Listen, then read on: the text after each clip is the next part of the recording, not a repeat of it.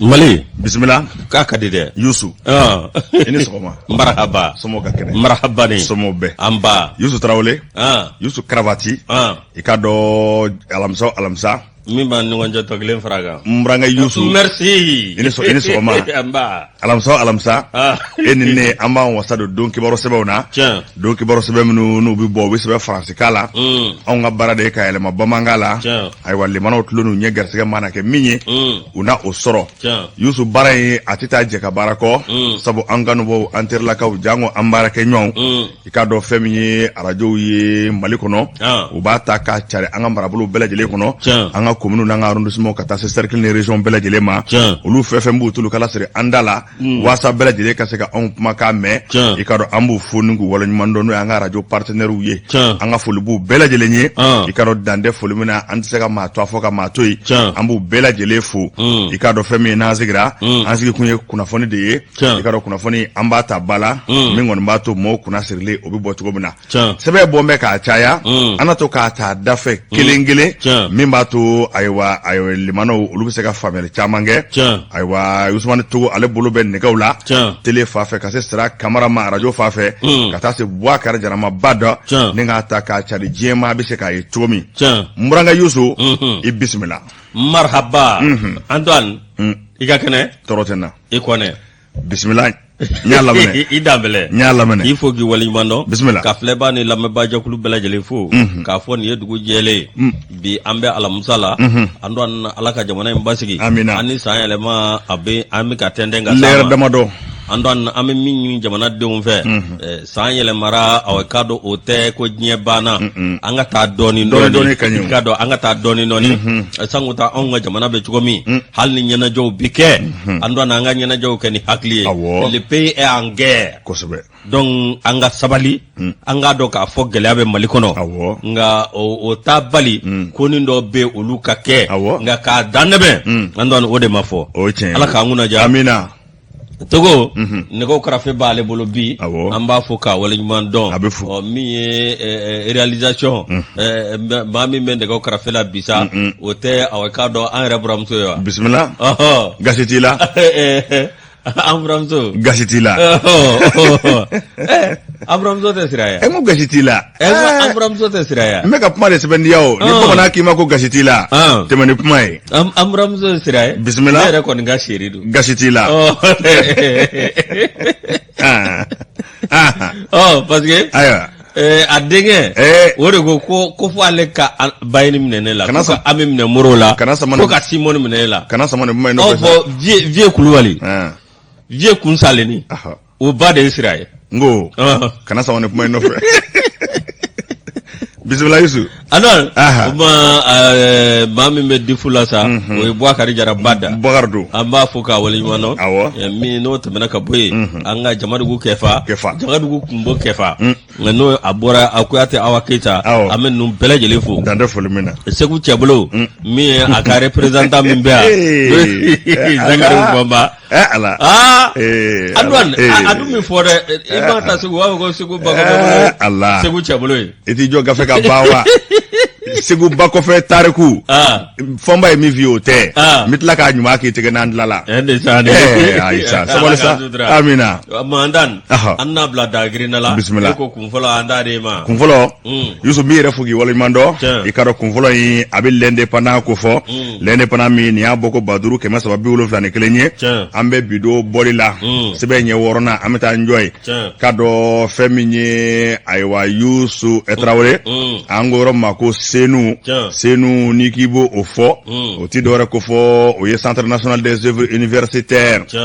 feminye ikaro kala save bolo aywa oluka chake dabule bado mi nabi lokol donga ko nyana bo nabi save bolo lokol don ko fo feminye uka conseil d'administration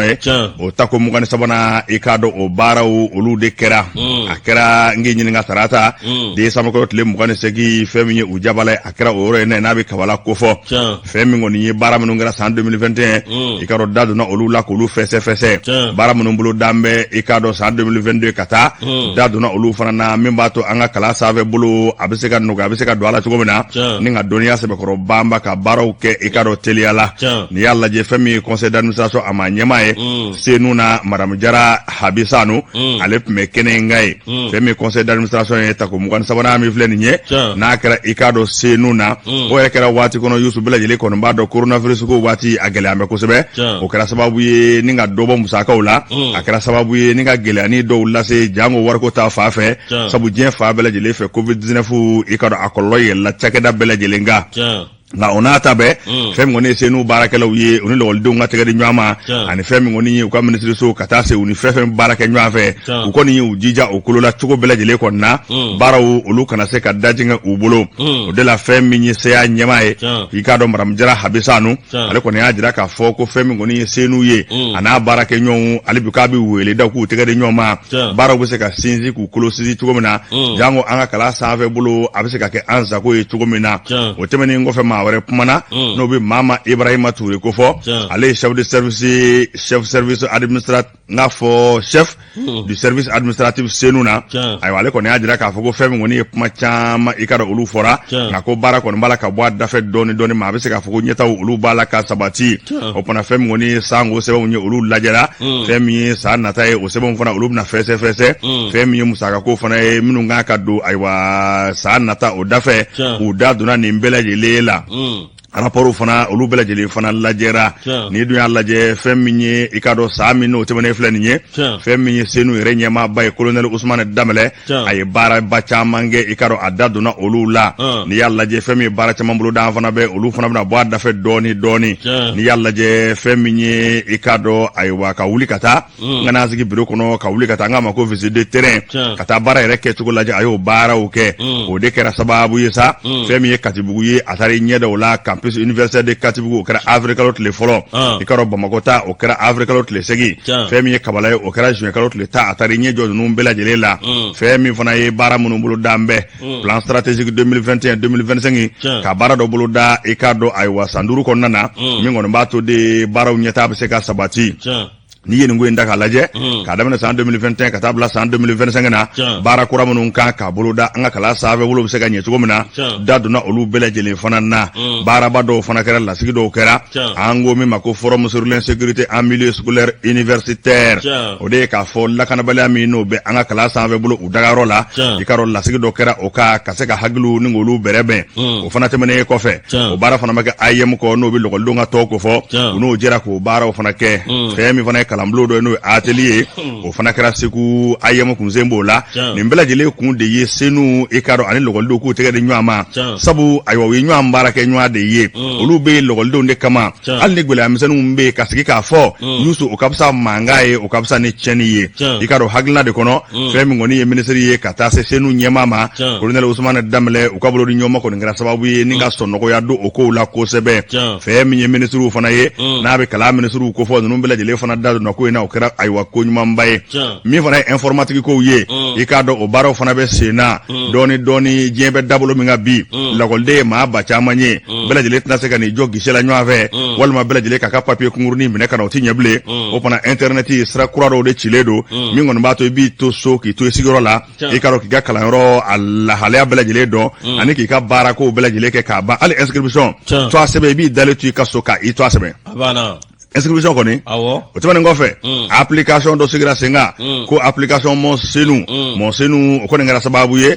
ni ka lɔgɔlidenw sɛbɛkɔrɔ lafiya ka sira ci k'a jɛ kosɛbɛ ɲɛmaw ani lɔgɔlidenw ni ɲɔgɔn cɛ ko a bɛ san 2 bɔ bi i ka dɔn baaraw bɛɛ lajɛlen fana kɛra ni k'o dagu kuma ɲɔgɔnya ani kalan n'o ye formation ye dɔɔni faamuyaliw olu b'a la ka na o fana ko Senu i ka dɔn u ye baaraba kɛ wa baara tɔ a bɛ sen na fɛn min kɔni an ka kalan sanfɛ bolo ye a bɛ se ka ɲɛ cogo min na i ka dɔn o baaraw bɛɛ lajɛlen kɔni a ye olu bolo dan bɛɛ conseil d'administration a ta ko 23 kun ye nin ye a ko kɔni a kɛra kunnawoloba ye o fana an bɛ foli lase a ɲɛmaaba yɛrɛ ma n'o bi colonel Ousmane Dambɛlɛ ko fɔ a n'a ka baarakɛlaw bɛɛ lajɛlen ayiwa fɛn min ye a ka kunnafonidi la o fana bɛ yen n'a bɛ Amadu Tarawele ko fɔ bɛɛ lajɛlen kama ko Zɛdi an b'a fɔ dantɛ foli min na Senu kɔnɔna na nin kun ye sɛbɛn ye an y'a salo ka bɔ Lɛnde Epana Yusu indépendant ni ale bla républicain ba l'état min ye parti politique demseni munun be olu koni ye lajɛ min n'u y'a kɛ a kun bɛ tali kɛ mun kan min ye an ka jamana maa minnu bɛ jamana nafolo kɛ filamɛriw ye kɛrɛfɛdɛn jamana degejigiw i k'a dɔn awɔ min ye olu bɛ se ka bali cogo min na n'o tɛmɛna ka bɔ yen min ye awɔ k'a dɔn office national min bɛ yen ni o bɛ tali kɛ i k'a dɔn lutte contre la corruption Antoine, nous CPLC, nous Office des Nations Unies contre la drogue et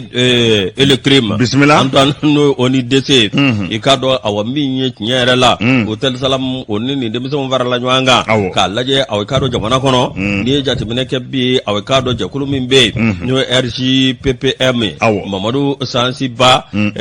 ya anote menaka boy, mi CPLC. Mariam de Sanogo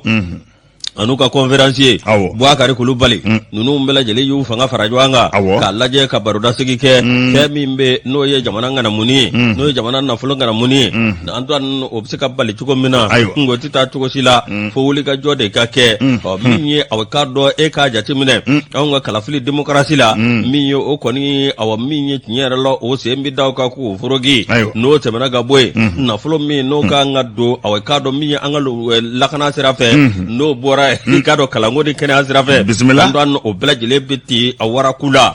minye awakado ningoye ko muna obsika dabla chugodi obsika dabla awakfo nyangini de kake ulika jode keke anikado ka moblay mamunu awakado no lubi baraka nyega kosobe anon no tabara ga boy mi awakado ngara muni ere ko ajabi bisika ke munye mi awakado anga yirwa lakana tazirala oti sabati chugo shila no tabana ka boy mi abika sowe ka dangari arma dewna awakado mi sorota asirai ani jamana kalango fo ka tase jamana kene agoma ani femba munu be ka jamana kono ko jamana nafulo awakado kan ngana muni ka bika sowe ka dangarola no tabana ka boy mi awakado jeune intellectuel minye awakado no be farafina andan olu ye John di jonyomi andan nu ya di ikado awa minye nyere la ningera awa minye angalo tele bele dola minye andan nyere la awakado akara nisoja bonya ani karama andan awakado minye ni jatimineke ibe kafo awa min fleni ni jakulu munu fleni ni awakado oye jeune intellectuel d'Afrique andan awakado ye John di minge minye aw nyere ka journaliste maison journaliste tout terrain no Isa Kabasiri be ikado awaminye ni laje konana una nakana jonjon takadi alema kaswa ke munye barami awakado na bake awakado ni nyini ni Israel abake ni ladila Israel abake ni awakado journalism yere andan o Israel ikado akene kansa machama mbe munye jonjon soro nu na kaka andan awakado minye Salifu Sanogo oye uartem nyema kore no temena kabwe miye awakado Usman Usifi Maiga ale premier ministre kore no temena kabwe anga dongli dalabami no ban vea ni oyara pere master sumi jonjon taraka doma o man temena kabwe miye awakado anga ministre dok mbe ni aye barake jabana ni aye barake awakado awoshila ka keni malikanwe oti dore awakado na player nira kufama mama sao na player bi amake gouverneur kasroka ke ministre de akara gouverneur katla ka ke ministre des sports katla ka ke ministre de la défense katla ka ke ministre de sécurité intérieure atete clela kosobe na player bismillah ikado awa minyi dana mimbaka ani akele ministre ka to ministre ala ay minge ka to gouverneur ala andon ay minge oda to na kasobe ikado ka jonjonta ninga ni dangoroba numa na player Usman Usifi Maiga mi Salifu Sanogo katase awakado master sui an yere awakado an baraka nyugo no awakado journaliste maison Isa Kaba jonjon taraka di ale fanama mi u dangoroba kadaka uka faso bara anu be bara mina ikado awami nyere la faso kuna wulu bara do bismillah mazege zege ke ite zege do mba donge doron zege mba do onaga jakulu onu de ni ngoy nabe ando anni ministre me no ye ministre de la justice koroy awo Malik Kulubali Maliki o fara jonjo ni buguna tike o ani Isa Kabajo ledo a photo cheka ko jugu ani Malik Kulubali ministre koro ministre de la justice koroy mi avocado ni wulika jo mi akara ndi soja ani bonya upma awa minye en renouveau en bela jele ba fo Isa Kabaye ko bravo félicitations bismillah ala ka nguna ja amina ala ka sawu mana amin ando ni be barake bat no soro ko manyana o tamari faziri yusu ikado Isa Kabasi dibe amba foka wala nyumando groupe renouveau aba bela jele kuna wolo ami dugo ke Ibrahima tere mragado e ba fa go ko izama wa basi de malisra ukacha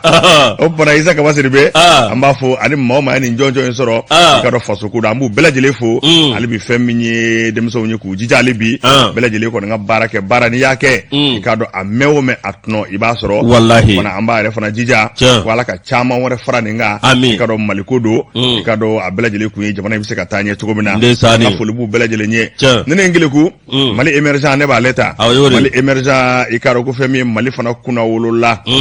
anga ikado kesi malien sécurité sociale ango ta o nyema ba Isaka Kone kata se Alassane Traoré ma ale chef liquidation et pension ayo CMSS la lu bela jele ko ngunda me ikado bene jamana ka décembre kalot le tan woro akara kuna wolo belebele baye ta ko kunye jumenye kotonu na bi bene fa ba ko fo ibaye ka fo conseil des ministres pays membres cypresi jekulu belebele baye niki ba nyefo conférence interafricaine de la prévoyance sociale na bi ikado barakelo oluka ayo musaka ko katase uka retraite ko abo lu bela jele fana nyana ba ne pension go ikado o jamana ta and woro nywana lu bela jele ko no fara men nyanga de mingon bato ay wanno gabe se kado barakelo ka kola o jeglu intwade ko sipresi o sipresi mi flani ukalla je bilbile ba o me bene jamana ka mali ikado amato ko fiew fe minye ka se ka ministre reno na blasa na be kene ministre ko fo aka secrétaire général ali jopo o me kene ka fe mi directeur ba yolu kumbe ina fo CMSS o directeur Isaka Kone kata se kanam ma nyema ma YNPS ma nyema ikado direction nationale protection sociale économie et solidaire lu bela jele fona me kene ka do kama akira kuna wolo bele bay ikado bene jamana ka ni yalla je femi la je bay nye anyama ya me mami mulo o ye bene ko ministre mi nyeshi me ko barako anuka furuba baro bela jele ma ni du yalla jale to de ko madame Adijatu Amatisi femi we akunwe nywa cha ma fana kume ka bosi presi jamana fana kono baraw olu sevesa ay wadana daraka kokura ninga leta ka ke sipresi amanyema ay wele dake jamana be no lube sipresi jakulu kono ku be ka jaku tege de nyoma baraka lo be se ka lafiya to na jango retraite ko katasi ikaro kenya ko ma udaduna ni mbela jele fana na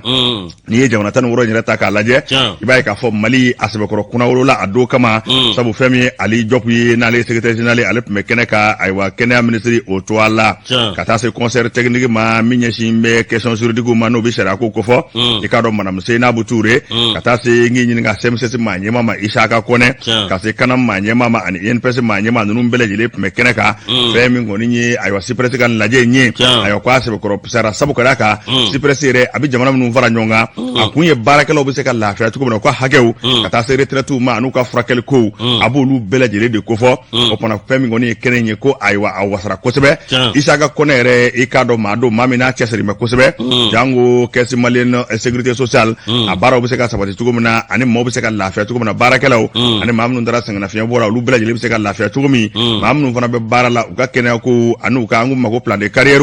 lu bele jile be se ka nyana bo tuko na uka nyana maya kono bara tabolo fe uka bara ni bele jile nye opona fem ngone la jemi na kara bene jamana ka ko malise be ko kuna wala sabu kadaka nye chepma munu vie ikado aywa olu me kenenga ko ngira sababu yedi nga jamana to ko jakko sebe opona sipresi amu foku wala nyumando femi ngoni nye ni mbara nyesa aywa kwa kera kwa kunjera kunje tugo nyumana opona mali emergent mo ni nguye kuna fani Dauda Bakari kabo mali emergent na Yusu andon Mali émergent ni ale bla nebe sebenda sebe minimba ta o reflet d'Afrique reflet d'Afrique andon awkado mi anga jamana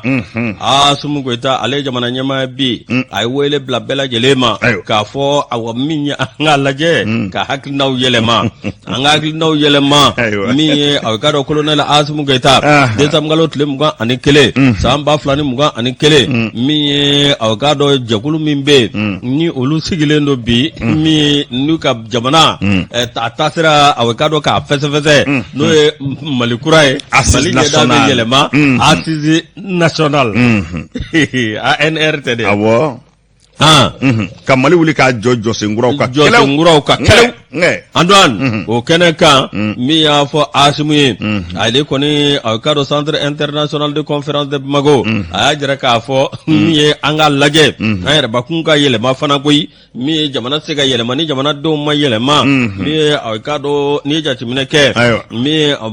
jama koni bora mi jama bora fa bele jefe ali fa bele jelefe delega na bora Kidal mi anikado minaka ani awkado dugudama do olude koni awkado asidi masika ke asidi ne jatimine ke andon akera awkado commune bi keme wolonvla ani muga ani duru mi awkado commune keme wolonvla ni bi nani ani konondona sargli bi duru ni kele andon awkado bi worola olu yera keneka dokarawo dokara même vie dafala yɛrɛ bɛnbɛ ala de la kuma banna ye dafɛn foyi tɛ min dafa mɛ dali masa de dafalen don tana n k'i ɲininka ni 7 walima 8 yera wasa kɛra o majorité bisimila a kana kɛ cɛ dɔ yɛrɛ u ye dugu bɛ wele ko dugu bɛ maa tan ka taa dugu dɔ ko olu tɛ taa ko parce que olu ka ɲinifɛn ma kɛ sɔrɔ fɛ ko commandant olu wele ko olu tɛ taa ko maa si kana taa dugu tɔgɔ la k'a ma an ka ŋaniya yira cɛ kelen bɛ o ye den ka taa tɔw kɔ u ye dugu wele dɔrɔn ka dugu wele ko basala yɔrɔ min na dɔrɔn cɛ wulila k'i jɔ ko an ma taa maa 9 k'a jɛ a banna kuma ban commandant y'a minɛ ka don kaso la k'e tɔw janfa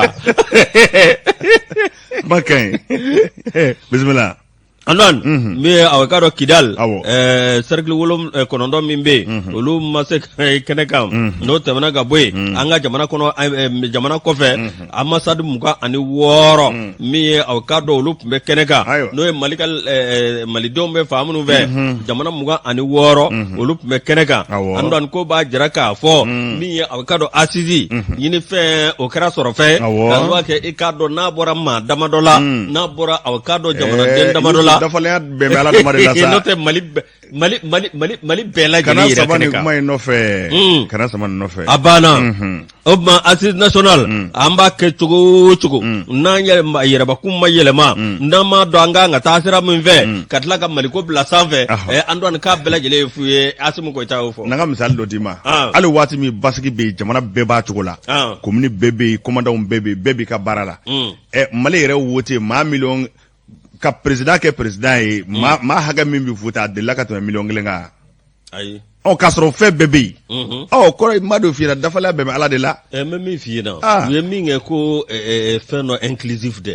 ale nafa yɛrɛ ma y'o la ayi a mana kɛ cogo cogo dɛ nafa yɛrɛ ma y'o la fiyewu parce que a minɛna ka bila tiroir kɔnɔ bɛɛ k'a fɔ o yɛrɛ tɛ démocratie ye o ma ɲi démocratie yɛrɛ yɛrɛ awɔ i ma faransi ni premier ministre bɛ ka kuma assemblée kɔnɔ u bi tabali de gosi ka mankan ci ka file fiyɛ ka tabali dɔw yɛrɛ bɛ wo cɛ ala ka kuma tɛ mɛn a banna Italie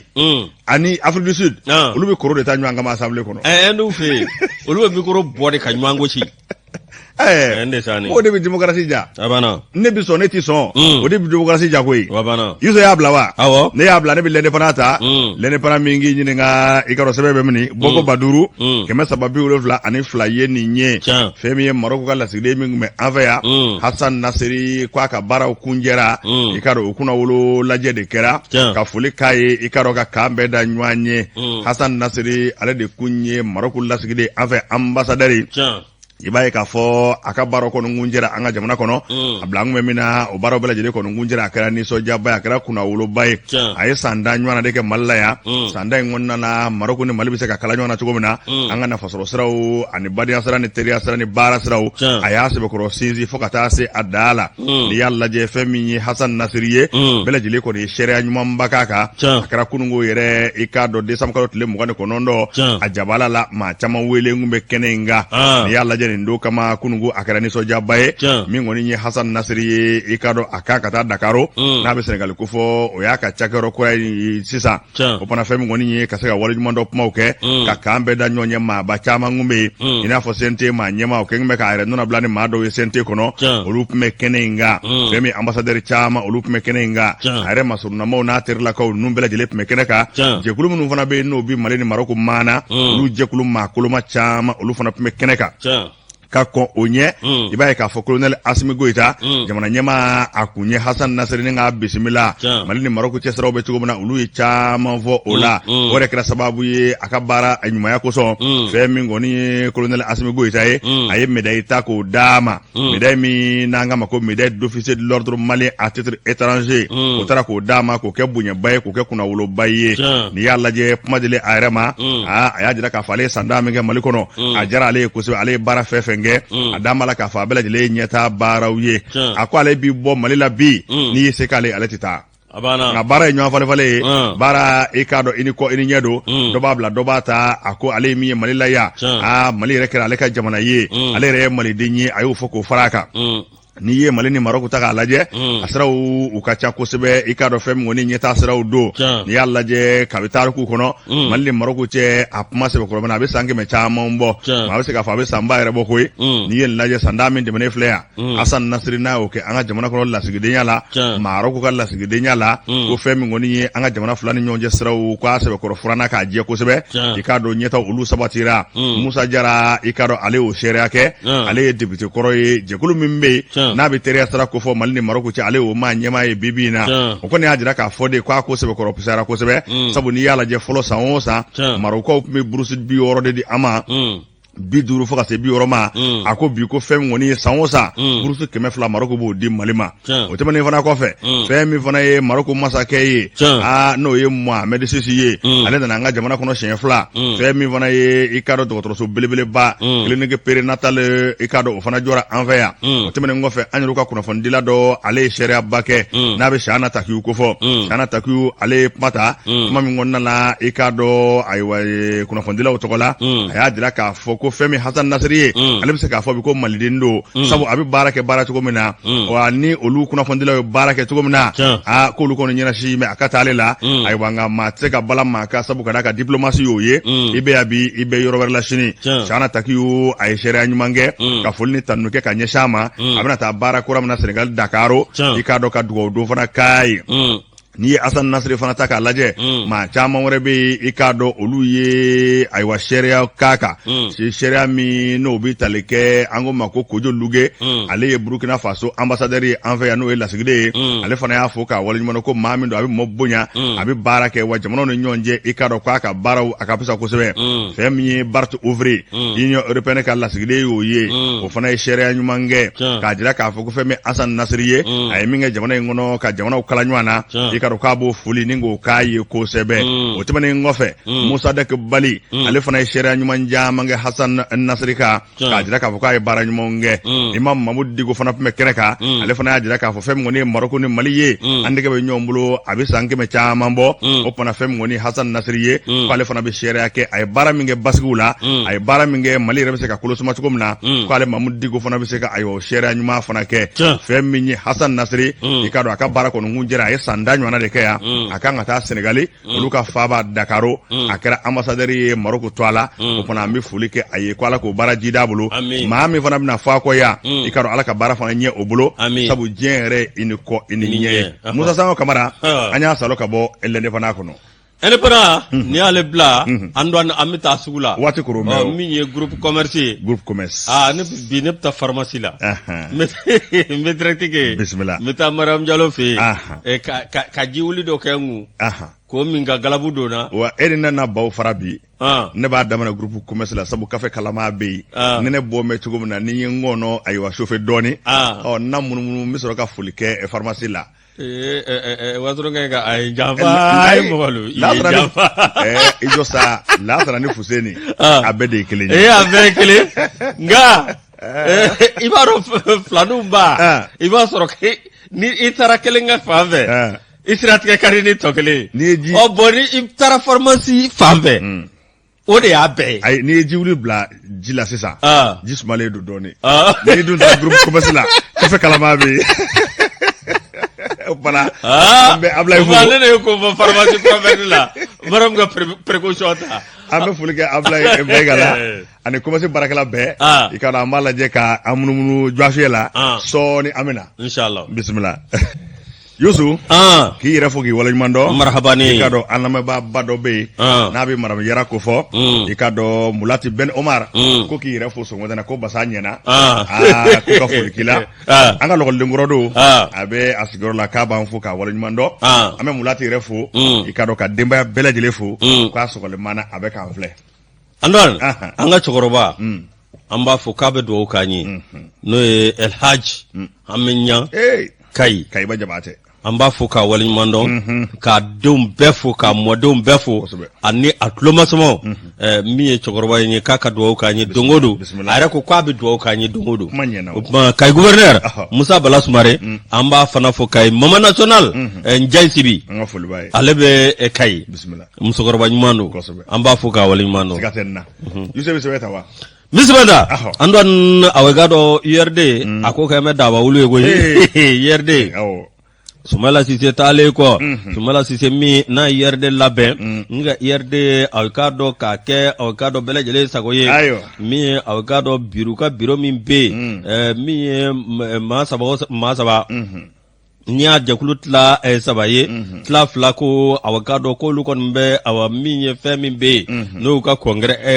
extraordinaire n'o ye lajɛ balalen k'o kɔni awakado janvier kalo tile 16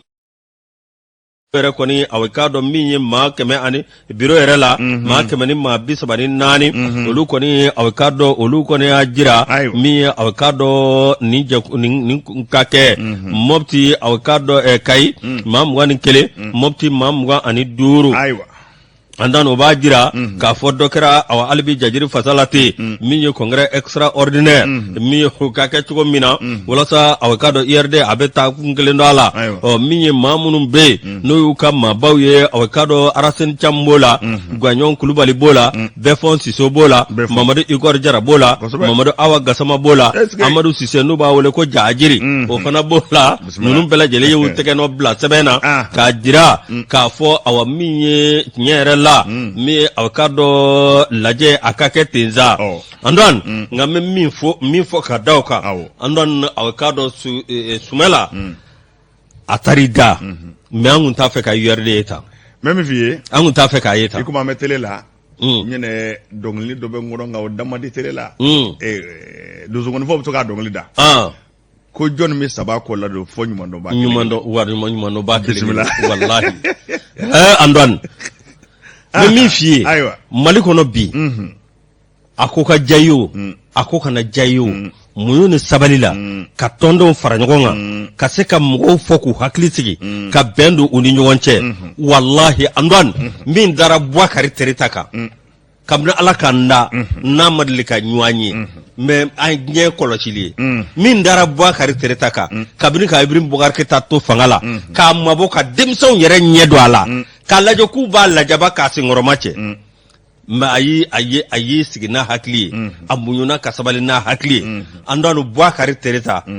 a sera hali bi coup d'état kɛra i bɛ ka bɔra ye nka a sera ka tɔndenw fara ɲɔgɔn kan o de ye n dabali ban bisimila u ka lajɛ min kɛra o don i b'a dɔn k'a fɔ ko tɔndenw ma cari cogo si la Ala n'u ka ɲɛma Bouakari Tereta bisimila an don b'a fɔ nin kɛnɛ in kan ayiwa Ala k'an kunnaja amina sɛbɛ banna wa a banna ne ye o sɛbɛ in bila ngi ɲininka i ka dɔ soir de Bamako ne b'ale ta a bɛ Bamako wula a b'o ko fɔ Yusu Itile ɲɛkɛlɛ jɔ dɛ Mali ani Russie ni ɲɔgɔn cɛ kabi kunungo fo kana bila bi la nka bi ta a kuma sɛbɛkɔrɔ caya n bɛ fɛn min ye Mali ni Russie ye u hakili bɛ ɲɔgɔn na wa fɛn min fana ye ɲɛtaw ye k'olu b'a la ka sabati dɔɔni dɔɔni hali n'o y'a sɔrɔ Europe jamanaw kɔni olu kɛn bɛ ka ŋɔɲɛ ɲimi fa bɛɛ lajɛlen kɔni fɛ Mali ani Russie olu kɔni hakili ye kelen ye olu ɲɛ b'u kun lenna de la fɛn min ye ale bi Mali ani Russie belebeleba Mali belebeleba ani Russie belebeleba olu ka tɛgɛ di ɲɔgɔn ma Yusu k'a bɛna kɛ taara ye wa min bɛna kɛ yaasi dɔ wa rencontre Russie Afrique san 2022 Poutine bɛn'o de labɛn farafin jamanaw ani Russie jamanaw ni ɲɔgɔn cɛ yala an ka yɛlɛma Russie kan na an denmisɛnnin ma ni ko kun jar'i la ala an da jara an daden jara an daden jara ni Mali taden jalen de denmisɛnnin ma an ka cɛkɔrɔba an ka musokɔrɔba dɔ bɛ ni ko jara aw ka national fitiri fɛ bi a banna denmisɛnninw ɲɛnajɛ n'a bɛ du kɔnɔ denmisɛnninw b'a nisɔndiya da ka kurukurutu n'a fɛn bɛɛ kɛ nka fitiri fɛ dɔrɔn u b'u ta ka t'u lada ala ni nisɔndiya fɛ ni ye Mali taden jalen Mali taden jara sabu ka d'a ka fɛn min kɔni ye ɲɛtaw b'a la ka sabati Mali belebeleba ani Russie belebeleba ni ɲɔgɔn cɛ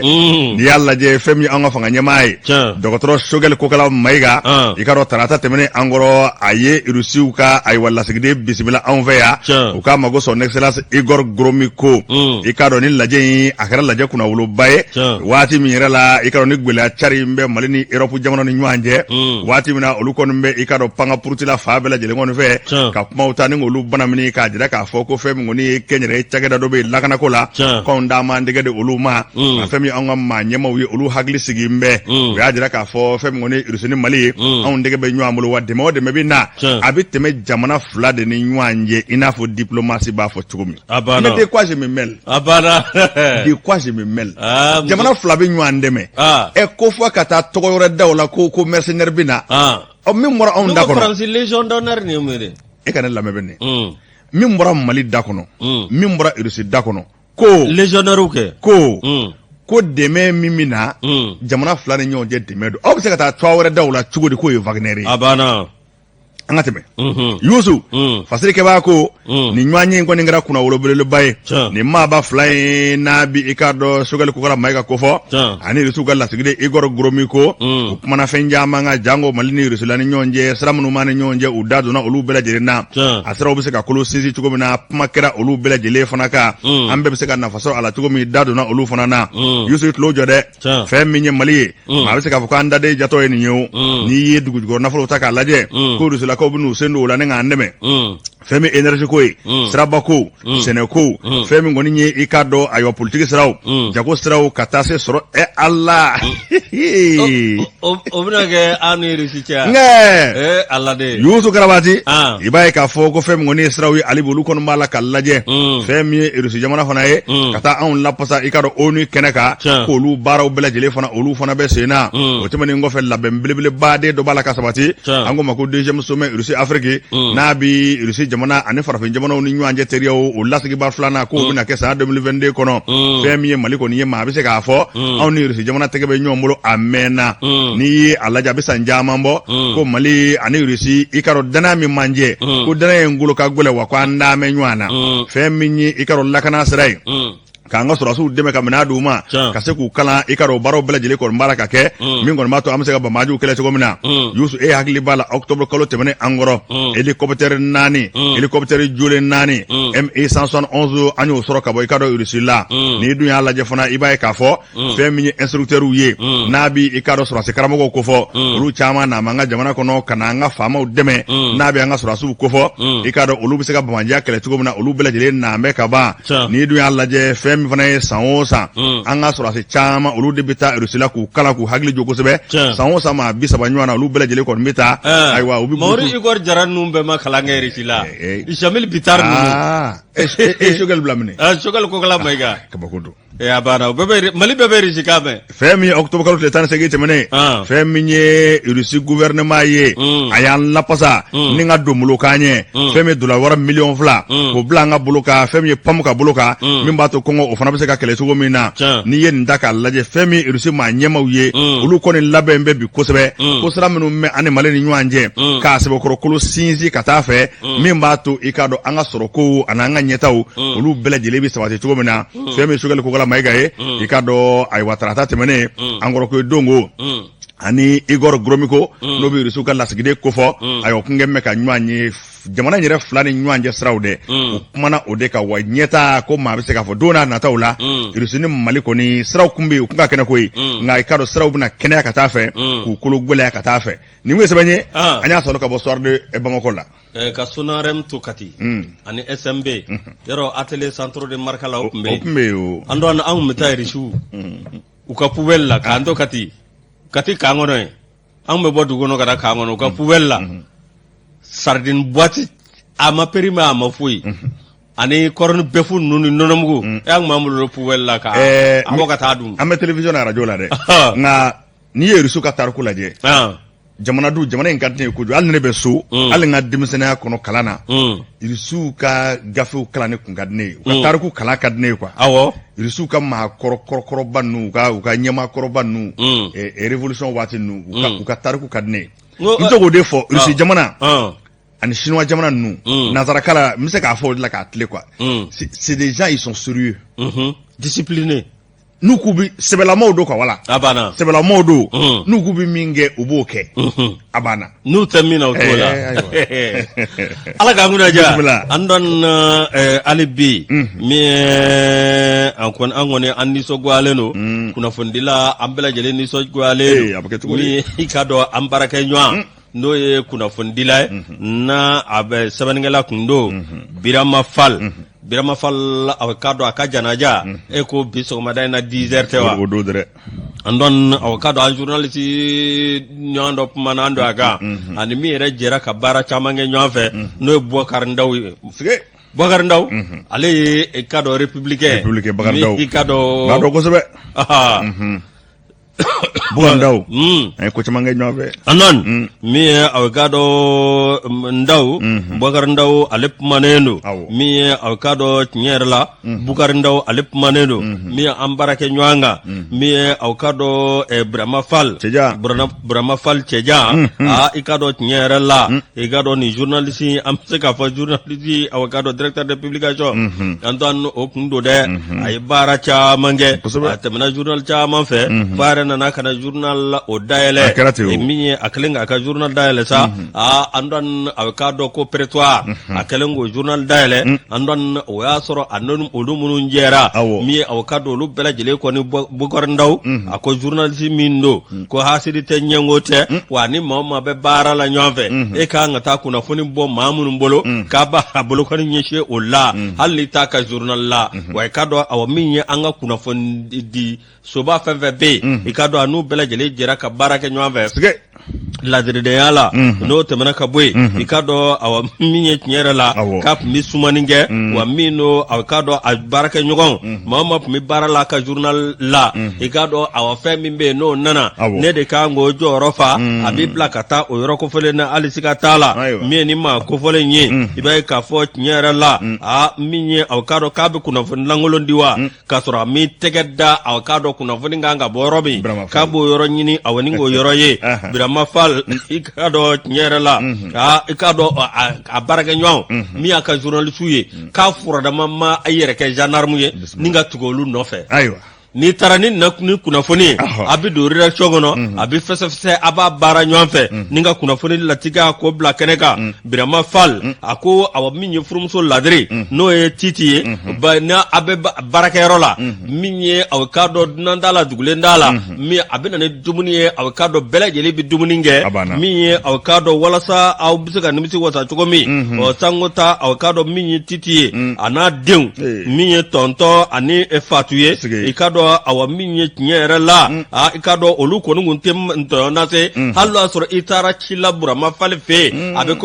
bɛ komi aw k'a dɔn furumuso ladiri in fɛ i n'a fɔ a yɛrɛ bɛ kɛnɛ kan min ye aw k'a dɔn Bubakari Ndaw ye Bukari Ndaw a ko n'o tɛmɛna ka bɔ yen i k'a dɔn awa min ye Burama Fale i k'a dɔn a ye ko caman kɛ bɛɛ ni kɛlɛ kunnafonidilaw ni ɲɔgɔn cɛ k'a o sira taama ale kɔni bɛ dugawu min k'a ye Bukari Ndaw ale ko aw k'a dɔn ale yɛrɛ tɔgɔ la ani kunnafonidila bɛɛ tɔgɔ la wa k'an bɛɛ lajɛlen ka jɛ ka dugawu kɛ an baarakɛ ɲɔgɔn ye ala k'a dayɔrɔ nɛɛma ni k'a fara aw k'a dɔn silamɛsiw kan n'o tɛmɛna ka bɔ yen a ka denbama min bɛ yen ko an ka hakili t'u la Bukari Ndaw min ye républicain ale ye nin fɔ ka ɲɛsin an baarakɛ ɲɔgɔn an n'an kɔrɔkɛ n'o ye Burama Fale cɛjan ayiwa Burama Fale n yɛrɛ y'a dɔn kosɛbɛ ne yɛrɛ ni Burama Fale donna ɲɔgɔn na san 2008 waati 2007-2008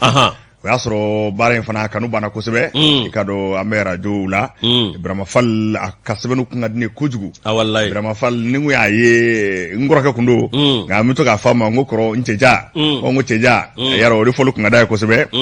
nka ala mana min kɛ o de ka ɲi i y'a fɔ cogo min na an bɛ dugawu don k'a ye ka dugawu don kɛ somɔgɔw bɛɛ lajɛlen kosɛbɛ Burama Fale kɔni n'o bɔra yen an dɔn ne n'a jɛra kabini 99 i y'a ye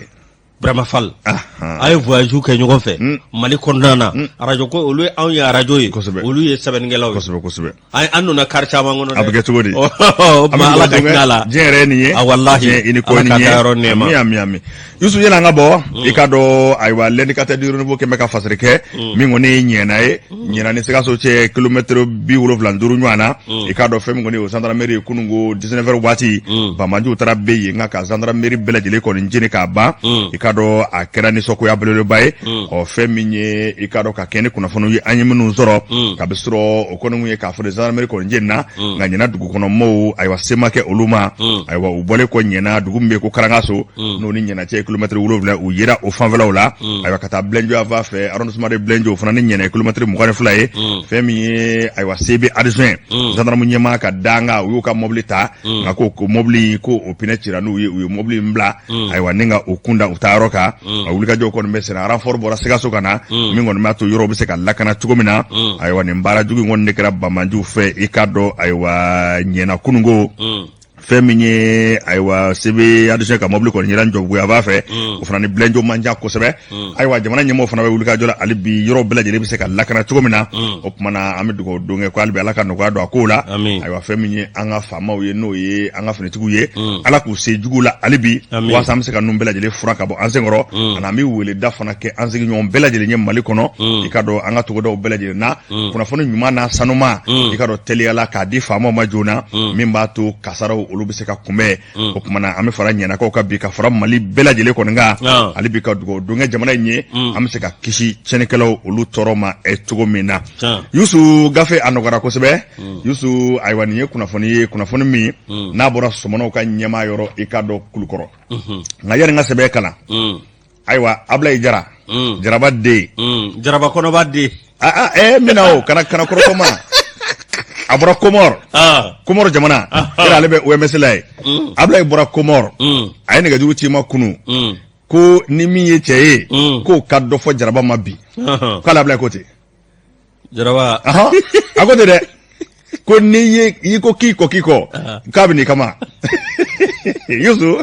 Jaraba Kulukɔrɔ Jaraba ne da t'a la bi dɛ ni bi kɔni cɛ bɛɛ fa ka di ye n'o tɛ Jaraba kɔni ne da t'a la bi ne ni Jaraba ka kɔnba k'a fɔ k'an ka ala i tɛ kuma in ɲɔngiri ya ne ni Jaraba ka kɔnba non ne bɛ gagner da hali siga t'a la i b'a dɔn Ablaye ye cɛ kwale n'a y'i sɔrɔ yan bi Morikɛ ayi Morikɛ tɛ cɛ kwale Morikɛ ye cɛ kɔnɔba de ye denmuso don Sali ni Fana ni Sali ya ani ya olu ye denmusow ye olu ye denmusow ye Jaraba bɛ groupe yɛrɛ k'a tun tɛ ni jɛgɛ sira Jaraba t'a dun kuma banna o u tun bɛ Sɔmɔnɔw tun bɛ jɛgɛ minɛ dangan na dɔrɔn ka na n'a ye a banna k'a kɛ a kelen akele jɛgɛ kulo 6 i y'a fɔ a tun bɛ sigi a kunna k'a ci e de y'a fɔ fo b'a kolo susu k'a e de y'a fɔ Yusu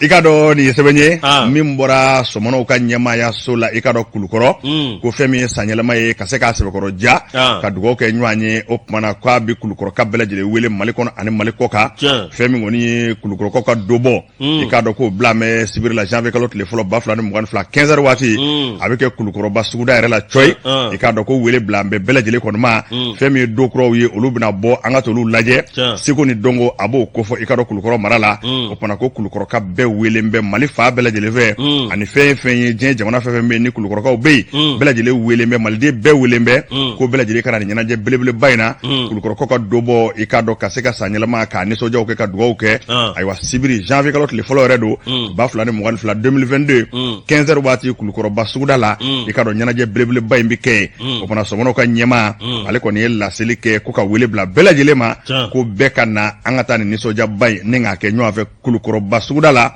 i k'a dɔn dobɔ belebele Seko ni Dongo nin ye fɛn minnu man ka tunu an ka jamana kɔnɔ sabu ka d'a kan ayiwa n'i yɛrɛ taar'i jɔ a kɛnɛ ninnu kan a bɛ maa hakili sama kosɛbɛ Yusu an bɛ k'an bɛ da ɲɔgɔn ye sini Juma i ka dɔn Yusu Tarawele Moribo Sanɔgɔ a bɛ ɲɔgɔn sɔrɔ yan ka kunnafoni tɔ lase aw ma kuma suwale ka to Renouveau TV ani Renouveau FM la sabu wasa bɛ o de la an bɛ bɛɛ lajɛlen fo ko bɛɛ k'i wasa don i yɛrɛ la diɲɛ fa bɛɛ k'o ye don o don k'o ye sema kɛ ma don min o n'a fɔ nin kun ye bi don kibaruw ye a k'an bɛɛ waati wɛrɛ. Inshallah.